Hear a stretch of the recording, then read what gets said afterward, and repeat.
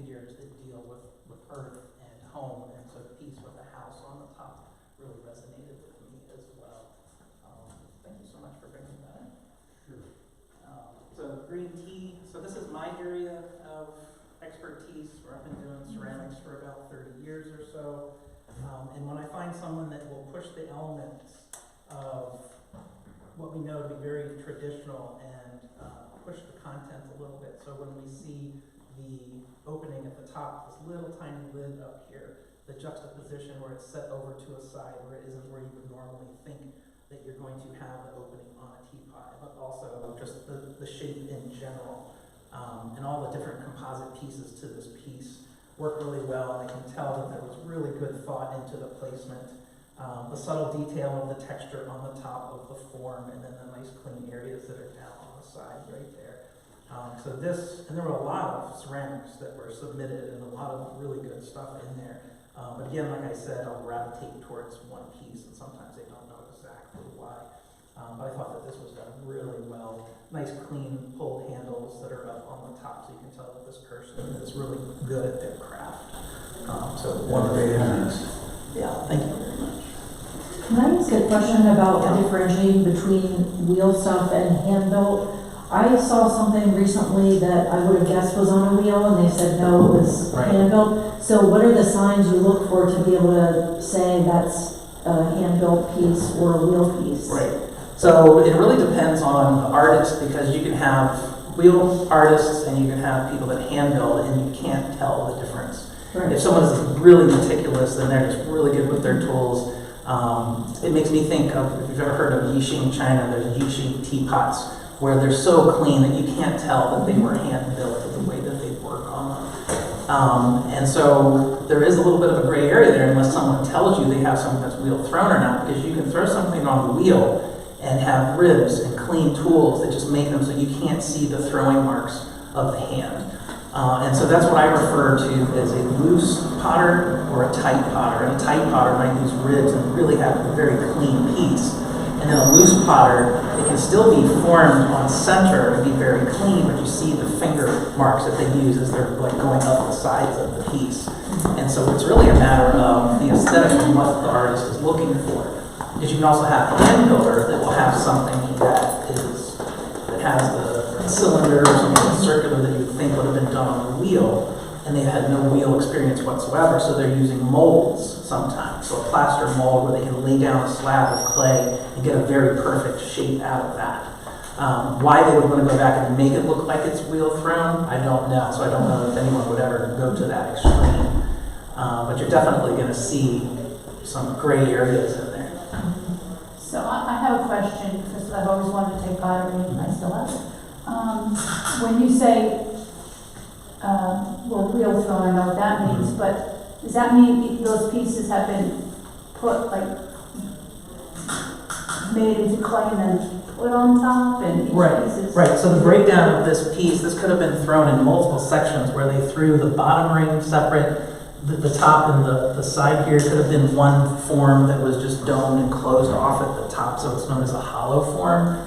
The spout there is thrown on the wheel, and it's typically a shape that's triangular, and then they're able to get a nice spout once that's thrown, and then they cut and alter it, and then put it on, so the piece will set up a little bit and stiffen up, and then you can attach the pieces together afterwards. The little top part right here was just a nice little tiny thing that was thrown on the wheel, same thing as the handle, all of that is wheel thrown.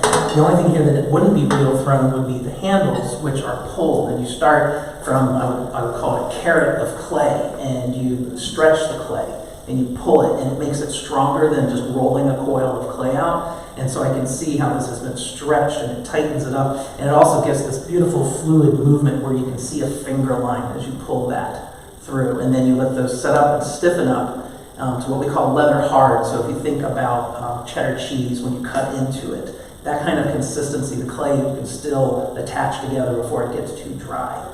And so all of these were done in separate pieces, they stiffened up, and then they worked together afterwards. So you make the design on paper first and say, I kind of want to make I don't think we design this on paper. I draw everything that I throw. Even if it's a simple bowl, I will draw a little U shape because it matters if I want something really tall or something that's really wide, so I know how to throw it. because I'm going to throw it differently depending on the shape that I'm going to be making. But not all potters will do that. My wife has been a potter for over 30 years, and she draws nothing. And she is an amazing master potter. And so she could vision a piece and make it, whereas I can't. I have to really draw it out to figure it out. So that evolves as you are just doing it. Yeah, and then you just have a rhythm where you know what you're making and you just know how you're going to throw those pieces over a period of time. Yeah. So no doubt there were a lot of iterations of that piece to get to the one that you like. Because all it takes is moving this, that could have come over on the side and come up like the side of a spout on a house or something. So a lot of thought can go into it, but some people are just masters and just wing it. There's a school of thought for throwing is you should know what you're going to throw, and then there's a school of thought of man that's going to throw something. Yeah, exactly. And that's the wonderful thing about it is that everyone can Just just do what they take want. shape and go in a different direction. Yeah, and if you don't have a specific goal and you just like the rhythm of throwing, which is another thing, I will go throw without saving anything because it's therapeutic also. So there's that kind of aspect to it as well. Yeah. How long does it take to get to that level? Oh man, it could take some people can never get to that level and they just have a hard time controlling the clay and they just don't have what it takes for the dexterity to be able to do it. But it also can be like if your hands aren't that strong, you have to have some strength in your hands to be able to maintain the shapes. But I've had students that would come to me and a semester later they're doing that kind of work. And so I see them go on and become really successful potters. I've had a student, one student, she within a year became an excellent potter, but she spent several hundred hours at it. Well, and non-stop, doing it every single day, non-stop, 365 days a year. So you get a passion for it. Mm-hmm. Yeah. Like any art form, you just want to dive into it and just spend all your time doing it. Yeah. This guy- Places like that, so it's like it's not a project. Of course, we see inspiration everywhere,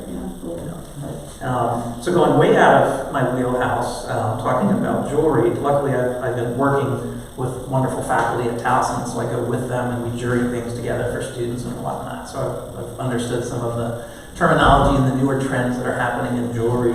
So the piece that I selected for this one, the Mahjong tile necklace, push the boundaries of jewelry, where most people can recognize the pieces that are on the outside of it, but also done really well. And that's actually something that's wearable that I would wear. You can see beautiful, fine crafted pieces, and gold and silver, and see all the beautiful attachments that are on there. But you can also get that out of plastics and other types of materials. And so when you're pushing the boundaries of your field, that's what I find most interesting. And so that was one of the main reasons I chose that particular piece. Excellence in fiber, I thought was very interesting. The Land of Oz, by Jill Stokes. She's a Towson alum, so she attended Towson, which is where I am also from. And we actually knew some of the same faculty members at the time. As I was coming in, they were going out. Another example of several pieces that I enjoyed. That piece in particular, the main reason I chose that is because it reminded me of a series that we had to do in our first painting class where we had to design pieces that had certain shapes in them. And I can pick out about 5 or 6 shapes, and you can actually see it from where I'm standing with the orange and the white. But also the composition of it and the subject matter of Oz and how that interpretation of that book or that movie and how that relates to the images that are on the piece. And again, going to the craftsmanship, artisanship as I call it What are we nowadays. looking at? It's the piece with the orange and the white tapestry right there with the yellow ribbon Oh, right up on the wall I there. got it. The attention to the stitching that's in there, and then you can tell that the artist is taking their time as they start to work on those types of pieces. So another piece where I appreciated most of the work that she was doing, again, that one just shouted out at me, so that's the reason I picked that out. And what was the jewelry piece that you said? Mahjong cabinet. tile necklace. It's in the corner. It's in the corner, Yeah. right cabinet down on the left. few fiber artists that I've ever seen infuse sort of like blatant political content into her pieces. She's real good. Yeah, well, I mean, you also are coming from someone who went through a program where they were, you know, in classes where they're being taught to like look at that type of imagery. Especially, I believe she was a painting major, and we had wonderful, we still have wonderful painting faculty there, but really are pushing the students to look into your culture, your society. Sorry. And that's another thing that I'm looking for if I'm looking at the pieces. Not forgetting the tradition of craft, which is also a wonderful thing. But when someone can push the traditional craft to that next level, I think that's what really pushes them further. And then finally here, the honorable mention, ID by Joseph Barbaccia. The figure, or the head bust back there, made out of polymer. That is probably the first piece that caught my eye when I walked in here. If you take a good close look from a distance, you can see the portrait, you can see the image, and as you get closer, you can actually see it's a thumbprint. When you get up close, you almost don't see the image. And yes, and so you go in, if you go from the side, it's totally different. There are other artists out there who've been doing that type of work. I can think of Chuck Close, several other painters, artists out there that have that illusion quality to it. And then from a distance, especially with me with bad vision, it looks like him. But as you get up there, I'm actually wondering if he actually got looked at his thumbprint. I forgot to ask him that. I really want to know if that's his Are you talking thumbprint. about the one that's on the wall there? The picture Yeah. of the face? With the yellow. That's the polymer clay. Yes, yeah. So he works all in polymer. And again, he has the sideshow over in the corner right there. And if you look at the detail, and the amount of time that goes into something like that. So some art can be done fairly quickly. Think about pottery. You can throw something fairly quickly in just a firing process that takes a long time. And it's just as valid as something where you might spend 2 weeks or a month working on something. Those are tiny little pieces that you're putting together. And there's multiple pieces like that in the show. But also being able to see that up close and then stepping back from it, having that type of back and forth when you're working on an object. Frequently what I do is I walk away from work and look at it from different angles. And so I'm thinking that his process might have been something similar to that. And the dedication, the time that goes into it, even into the outer fringes of the work where he left it, where you could see the individual rolled little pieces of polymer clay as they're just hanging off, to me was a really smart idea because it breaks up that space of where we think of a regular rectangular or square frame. And so there's that beautiful area in between right there that also captures the eye. And I can see that in some of his other works as well, but I feel like that to me is like spot on. It's like when you make something, someone was telling me last night, it might have been Susan Gladstone, that when you see something and you're like, that's it, that is like the best feeling in the world because it's rare. And so I feel like that's a that's it moment with that self-portrait. Are pieces like that, do they draw out the, remember when I was a kid, my mother would buy those kits where you had the little tiles and it would say you put these Right, four green ones right. there and you put those, is it all drawn out before and then he puts them in? I'd have to ask him. I think that, he could have started from a photograph. He might have been able to put on like a thin piece of paper where he could have sketched and then place the pieces, or just have the picture right next to you. So some people can just do that. Think about all the famous artists out there, Da Vinci, like everyone who was wonderful at drawing can draw perfectly. And so be able to take that and apply that to almost a 3D approach where you're grabbing material and placing it down on there. You'd have to know the individual artist and how they work. So if I'm making a bust out of clay, then I'm just looking at pictures and I'm just creating from the pictures that are right there, but I have something in the round. So it could have been done from a photograph that was right next to them. I thought it was interesting just seeing how he chose different, Yeah. like in some cases he's taken the polymer and made it fine fibers. Right. And then other places it's a little Right, and very intentional. That's not the kind of thing where you just go in there and do it every single mark, and then add the fact that you have a thumbprint in there and you're following a pattern in addition to the colors and the shapes and the shadows that you see on your face and how that has to happen where how you lay that piece down is really interesting. So it's like I guess an impressionist approach in a way when he's working with those pieces. Just talent. Sometimes you got it, sometimes you don't. You can learn up to a certain point, but I do believe that there's an innate ability in some people to just push it to the next level.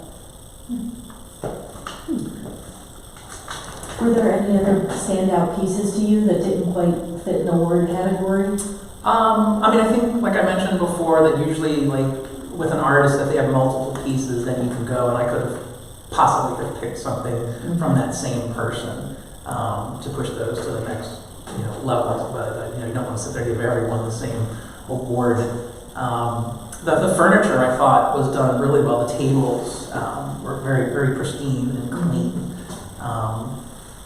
And so I think, there was one piece over in the corner, there was a small table. The screw, I thought that was really nice. So that was also in my Actually mind. works, you can spin it, it's very cool. Yeah, and so I did that. So I had 2 or 3 out there that I was going back and forth trying to figure out that were pretty good as well. And then I mentioned last night the 2 pieces that are the blue and the red jars that are thrown up there, the expanded forms. Just showed the really nice natural quality that you can get from clay and the material, and letting the material discuss what the piece is going to be. So the clay was a cylinder on the wheel, and then if it was on the wheel, then they're only pushing from the inside out, making the clay expand, which can be difficult because the piece can fall over without outside support. And so they had that pattern on the outside that opened up and broke open, and then they chose a glaze combination that kind of accented how they were working. Almost an abstract expressionist approach to working with pieces. So those pieces actually reminded me of artists in the 60s and 70s who were trying to break out of the traditional ceramic boundaries of the time. And there was like a big, I wouldn't call it a schism, but we had traditional potters, Bernard Leach, who went to Japan, came back and taught everyone how to throw a really good pot. And then we had Peter Volkos, who was abstract expressionist, who was punching his fist through plates and pushing other materials through them to kind of push the material a bit. So I would say that those 2 also I had considered for an award as well. These pieces over here, they have a very 19th century. Do you know what they are? They're called sailors. Yeah, they're nautical. Yeah. And if you go to the Zwandel Museum in Lewis, you'll see a bunch of those that explain what they are. People would make these while their husbands were off at sea as gifts for them or something to remember. They're nautical type of art. Sailors' Valentines, that's what it's Sailors' called. Valentines. These are all made from shells, that's why. There's several materials. Yeah, what Shells looks are like shells. Yeah. Her studio is amazing. She has a collection of shells like you would not believe. It is awesome. She's around here? Yeah. Yeah, okay. But they spend their winters in Florida, Sanibel, which is a great shell finding spot. Snuck up. That is just, it almost reminds you when you go into the tours of the homes in the 1800s where you used to do the hair. It almost has that, not hair look, but that quality of detail going through it. 2 of the pieces that she has are very traditional and they're glued on fabric. And then the other pieces are developed inside the shadow box. So It's really a lot of detail. That's it's Yeah, and that's something that I love about a lot of artwork is when someone can spend that much time and that kind of focus for long periods of time. I move around fast when I work. I can't sit with something for too long. So that's an impressive aspect of craft and art that I really like as well. We saw an exhibition at the Bread Wine, and it was a woman who did bugs. But There were a lot of things kind of like that. But bugs from bugs we never played on bugs. And it was what? It was case after case after case. You could walk around and look, and it looked like it was all done in art form. And you looked at something, those were bugs. Of course you have them. Yeah, I mean, it's a huge world. There's no limit to the imagination, to art. And a lot of times you hear that these days people will say, like, it's hard to come up with something original. And so we're always going to be kind of working off of things that we might have seen somewhere in the past. It's hard to come up with a new material to use. And so it truly is your perspective and how you kind of alter that. What's nice is you can make something where you think you're making the same thing as someone else, but it really is your stamp that you're putting on it. Because all of our minds work differently, our hands work, our bodies work differently. And so I don't think we'll ever have a problem creating fun, new, innovative artwork out there. Well, it's like when you go to the shows and you see jewelry and you think, oh my God, I've been to 100 craft shows, I've seen thousands of pieces of jewelry. And I'm like, oh, that's different. Right, exactly. Oh, what? Yeah, and that's what's beautiful is it's nice to have where you have the pieces that stand out, right? If we just saw all the same thing all the time, it would be really boring. And that can be easy to do in a lot of the mediums. We were talking about with ceramics last night, how you can make the same thing over and over and over again. So how are you pushing the level of that? Sometimes that depends on the era that you're living in, because we can look at historical things and work from a historical approach. Or how can we see things that are happening? What is the next new thing that's out there? And sometimes it takes 10, 15, 20 years to get to that point. So what is the next new thing in ceramics? Exactly. So the last thing we had was digital fabrication as it started to kind of find its way into ceramics. Right now, 3D printing. 3D printing, yeah. For ceramics. Yeah, Oh, yeah. yeah. So you can actually 3D print a bowl. But it's made out of plastic. No, it's made out of. No, They have clay printers They that have print. clay printers. Yeah. So you can put clay in that thing? Yeah, so it's a dry powder, and I can't tell you the science of it, but as it lays it down layer by layer, and it puts this other material, a resin or something that bonds it. And so it's just full of powder, and the powder supports whatever it is that you're making. And so you can make things that are so organic and have lots of movement that you couldn't hand build or throw. But the hard part there is it's so delicate that if you come out and just lightly tap it, it could fall apart on you. So it's a delicate process. But there's also these form printers that will print in porcelain, usually smaller objects. We have 5 of those machines at Towson University. But it's very different from the regular clay that we use. It's a resin, so it's a resin-based clay, so it gets fired very differently. So it's a whole new ball game, even though it's a similar material. But you can fire resin? Well, the resin burns out in the firing process, and what you have left over is the clay. Yeah. Because the frame burns out and what's left hopefully will stay together. Yeah. And most of all the organic. And I would say it's a very small portion of ceramics that's out there right now. But yeah, the next big thing, right now, when we just had shows this past year where a lot of the artwork wasn't even fired, and so using clay to this one Michael Ware was an artist who came in and he built this gigantic arch. So he built a frame for it out of wood, and then he would soak the clay rags and towels in there. He would drape that around the form, and he ended up building this gorgeous arch, and it was all clay, but we couldn't fire it. And so it was just a temporary piece, and it was something where students would come in and also make the artwork, and so it was a piece that was collaborated on. About 20, 30 students would come in and add to the surface of the piece based off of iconography that dealt with the work that he was doing at the time. So it had religious connotations to it, it had race connotations, gender, and so all that kind of stuff was presented on it. Beautiful, beautiful piece. But at the end of the show, we took it out to the dumpster. I saw a show by Weiwei, the Chinese guy. Yeah. It was room about this size, and it was like a little Vietnam village type thing where these guys were selling rice and weighing it. All made out of clay, and not fired, all designed, and just designed to sit there and then eventually just fall apart. You have to get very good at it. It got very difficult, and eventually it just collapsed. Yeah. And so it's about pushing your medium. What can you do with it that's new?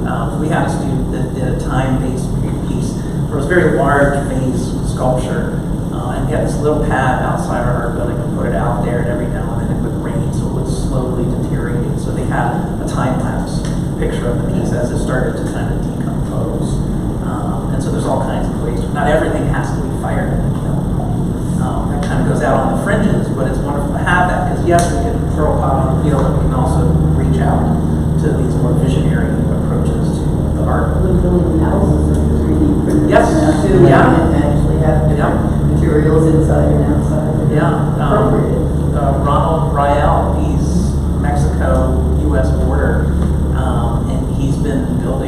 houses with material, and sometimes he does it with concrete in places where people don't have homes, and so they're able to print with that. So there's lots of, on a large scale that we wouldn't even think about where things are starting to be printed.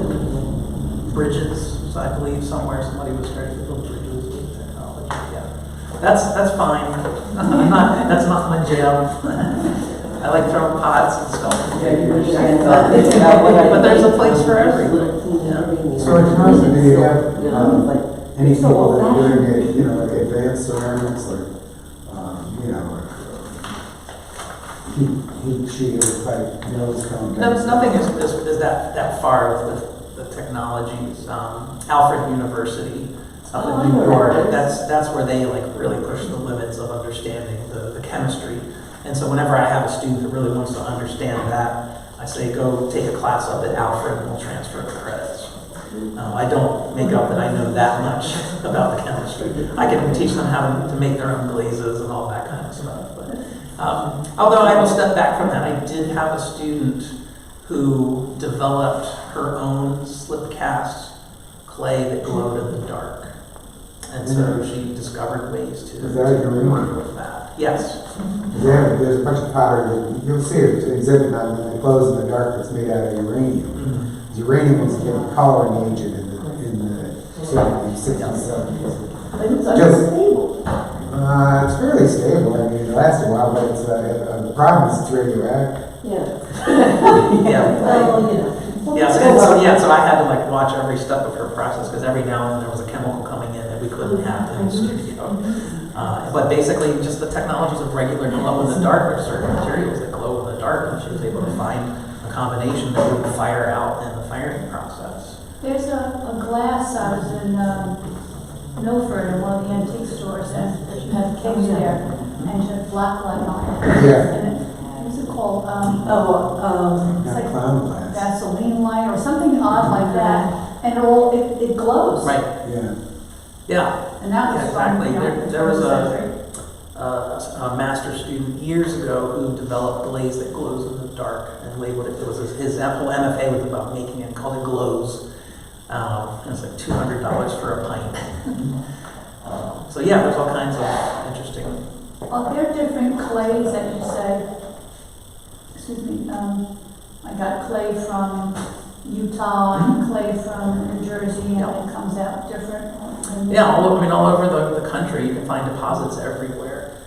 During the pandemic, since I couldn't do much with the students as far as being in the studio with them, I told them about processing clay, and I went outside and I would live stream it, and we were digging up a garden, and about 6-7 inches down, I had clay underneath in my backyard, and so I dug up 10 gallons of it, and then watered it down, got all the rocks and other kind of stuff out of it, and ended up with about 25 pounds of a really good clay body that I was able to fire to really high temperatures. And it had a tan quality to it. But basically, you're going to have deposits where you can have whiter clays, which are porcelain, but you're going to have to go to England and Korea and Japan for the really good porcelains. Here, we're going to have stoneware deposits. And usually what happens is through time, as erosion goes down, you're going to end up with low fire clay down at the end. So a white stoneware clay body, and then you're going to pick up different types of minerals in different parts of the country. And then you can work your way down to the red terracottas that you can find that are frequent. Some deposits you can just dig out of the ground and use, but many of them you're sifting and you're getting out a lot of the other materials, biodegradable stuff that you're trying to get rid of. But you're not making your own clay, you're buying commercial. We purchase it at dry. Well, we get it moist and we get it dry, so we reclaim everything. So everything we say, no, you may not fire that, we reclaim it, and we have our students mix that back up to use again. Because at the Reagan Tile Works up in, I can't think of the name of it now, but they have, Near Doyle's. yeah, Doyle's. And they just go up and dig up the clay down at the beach or down at the lake and don't do anything. They just fire it. Yeah, Cecil Slap County. it. It's got leaves and stuff in it. All that There's stuff. Maggie Kreshkoff. She digs up her own clay and even tiny little pebbles and rocks. She makes her artwork, and that becomes part of the process. And you see these nice little pop outs, iron deposits sometimes, depending on how you fire it. So again, it just depends on your aesthetic and what you're looking for when you do it. A lot of companies make clays by getting deposits from different parts of the country. all different types of clay that have different types of properties. They can make it kind of plastic or make it look a little bit warmer, go to higher temperatures. And so you just blend them, and that's where a lot of people will purchase the clay. Right. You buy from Laguna Clay, like, they have an operation in Ohio. You have Ohio Clay, or they've got a place in Florida, they do clay, so. Yeah. And they're different, they're the same brand, but they're different, somewhat different. So, fine china is clay?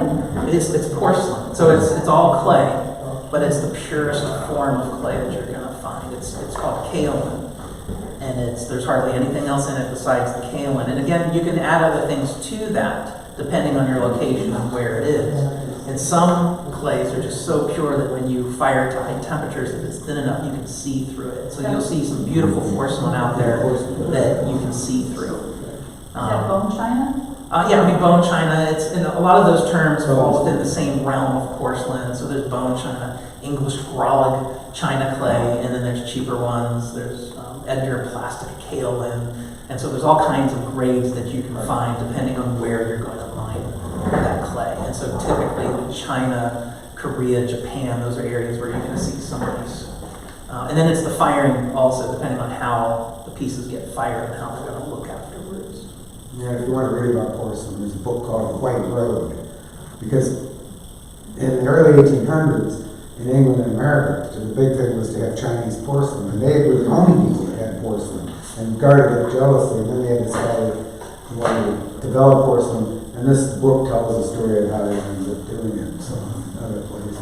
But I've seen some of that Chinese porcelain. It's beautiful, but the bottom is like the bottom's like rough as hell. It's like really crappy. Yeah, I mean, It's again, weird. it just depends on the location. You know, there's some places that revere every single aspect of it. I mean, if you look at traditional American ceramics work that was made in North Carolina and Georgia, everything is salt fired at a certain time period. And so the bottoms are always very rough because the soda would get under and stick to the bottom of the piece. So in the firing process, you fire it to the top temperature, and then you're throwing in salt or baking soda, and that becomes the glaze on the outside of the piece, which also can stick it to the bottom. So they put it up on what's called wadding that you can pull off the piece later on, and you'll see the bottoms are fairly rough. So if you're ever antiquing and you see something that looks like an old salt-fired piece, you should look it up. Because there's a lot of it out there.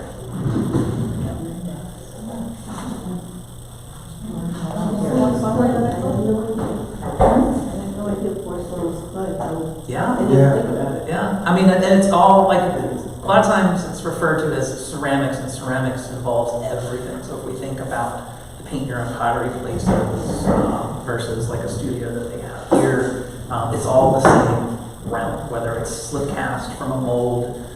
It just depends on where that clay was mined. Is porcelain more durable? It is stronger, so it's less absorbent. So if I took a piece of porcelain that was really, really strong and watertight and weighed it, and it weighed 100 grams, and then I weighed it after I soaked it in water overnight, it might weigh 101 grams because it took on a very small amount of water.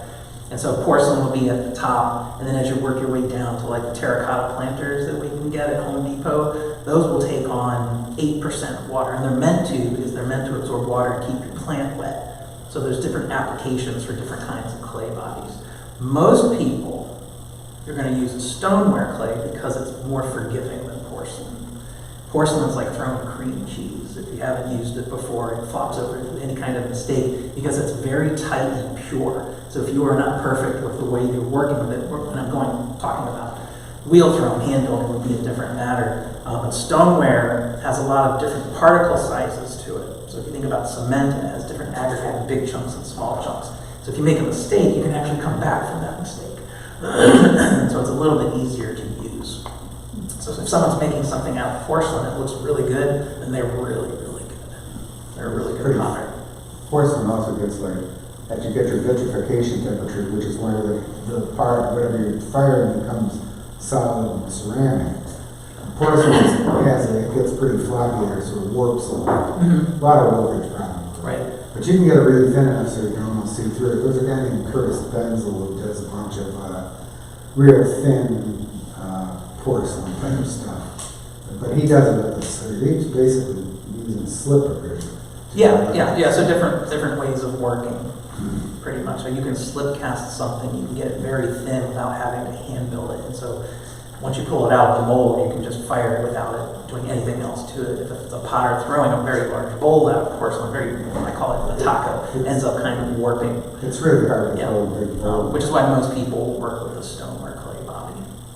So when you go, I remember, like during the late 60s, we did go to a store with fine china, and I know, like when my sister got engaged, you'd go in and pick out your pattern, walk up and down, it was all, fine china.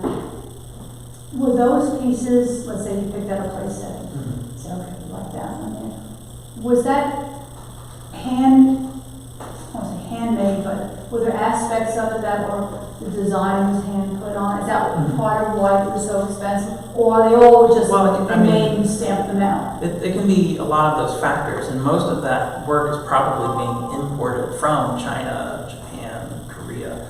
And so they have a line of artists where someone has a ram press, and so they might not even be throwing that item, where they have a hunk of clay and they put it down into something called a jigger, and they pull this lever down and it makes the plate. And then they have someone else that cleans it up, and then someone else is firing it. And then when it comes out, there's a team of people who are really good with handwork, and they'll decorate it. We had Falscraft just north of us here that had that type of system. And so it just depends on the area where they learned it from and the process. So the process will be a little bit different for every company. But most of that would have been imported at that time period, where you might not be doing that much with porcelain at that time. Where is it Falscraft here? Because we had Falscraft in Flemington, New Jersey. I think that's the one I'm referring to. Oh, okay. Yeah.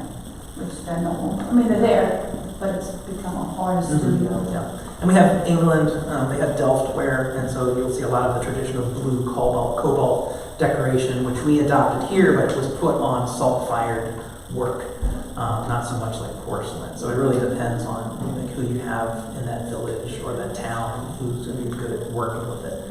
I'm forgetting the name of the place that was just north of Maryland in Pennsylvania.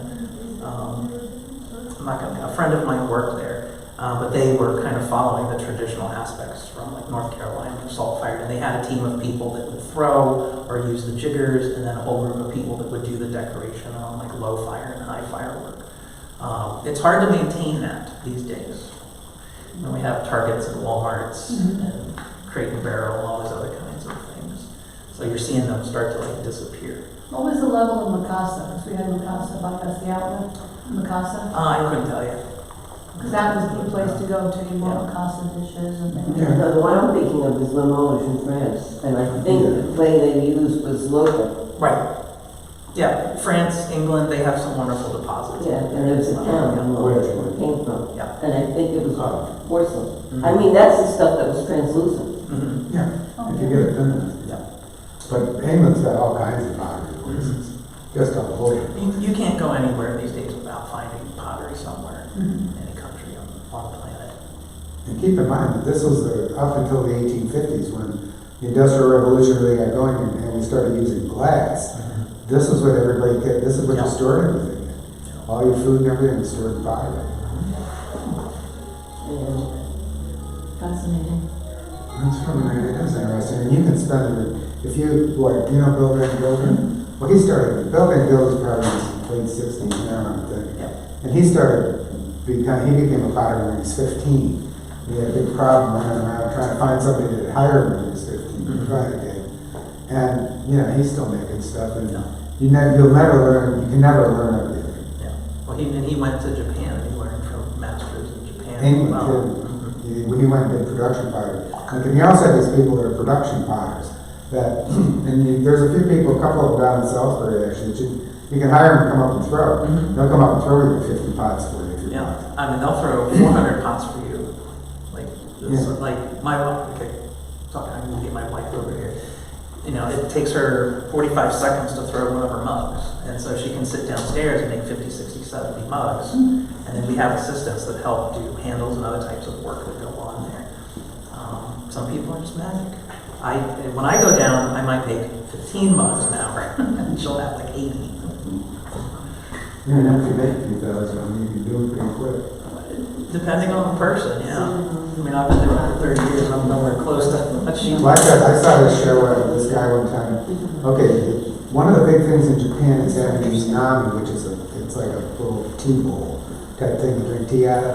And some of them are very expensive, and also they're handed down through. So there's this guy, this old guy that lived up in the mountains of one of the northern islands in Japan. He was very famous for making tsunamis. And this kid, this young student guy came up to me, he was going to go see him, you know. And he got ahead and go all through the stuff to get all kinds of permission to go see him. So he finally gets up there and sees him. The guy comes out, throws down a piece of clay, throws up the tsunami, walks away. And this guy came all this way to see that. Took him like 2 seconds. Yeah. There's a really old video you can find on YouTube about a potter named Isaac Buttons. And it's a black and white video of him throwing, and it really shows you, like, I believe it was in England, the process of a day of one of the last major potters back in the day, where he would dig his own clay and process it. And watching him throw, his wheel would go full speed, and take a hunk of clay and throw it on the wheel as it's spinning, and go like this, and he would have a finished mug. Butts? Isaac Button. Isaac? Isaac Button. Okay. Yeah, it's a fun video to watch. I always show it to my beginning students to freak them out. I'm gonna have to take pottery now. Matt Potter, what was the guy's name? Matt Potter of Biloxi. Matt Potter belongs in the museum. They've got it. You know, the museum in Biloxi, they have a museum of his stuff. Yeah, George Orr. George Orr. That was my first time I ever saw ceramics before I knew anything about ceramics. Loyola College in Maryland had a bunch of his work. I just happened to go with some friends and see it. His work was also, he was on the fringes, you know, he was a weirdo. He was very weird. But I'm not using that in a bad term. It was very eccentric, but made beautiful pots in a time when people were making very simple pots. Yeah, I can throw a million names out at you. He was interesting. Yeah. It was and the museum is the O'Keeffe War Museum in Biloxi. And you're thinking, oh, George O'Keeffe. Nah, it's not George O'Keeffe. It's some other guy named O'Keeffe who financed the museum. So it's like, I don't get Biloxi to see that thing. All right. So much. Well, thank you so much.